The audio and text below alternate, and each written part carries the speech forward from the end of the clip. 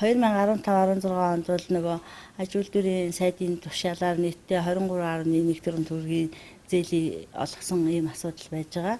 Энэ дотроос бол 2015 онд тухайлах юм бол гээд жишээ олгоод аваад үзэхэд 2015 онд бол 7.3 тэрбум төгрөгийн зээлийг бол сонгон шалгаруулалтыг олгосон байна гэж үзэх үндэслэлтэй байна. Сонгон шалгаруулалтынхаа журам дүрмийг одоо зөрчиж олгосон гэдэг байгаа нь ямар учиртай юм бэ гэхээр тухайн үед олгогдсон эдгээр зээлүүд нь болохоор сонгон шалгаруулалтын журмаар сонгон шалгаруулалтын одоо зохиох журмын дагуу явуулсан хэсэг нь тодорхойгүй. Тэгээд зээлийн хурлын шийдвэр байхгүй, зээлийн хорооны хурлаар хэлэлцэгдсэн хэсэг нь тодорхойгүй.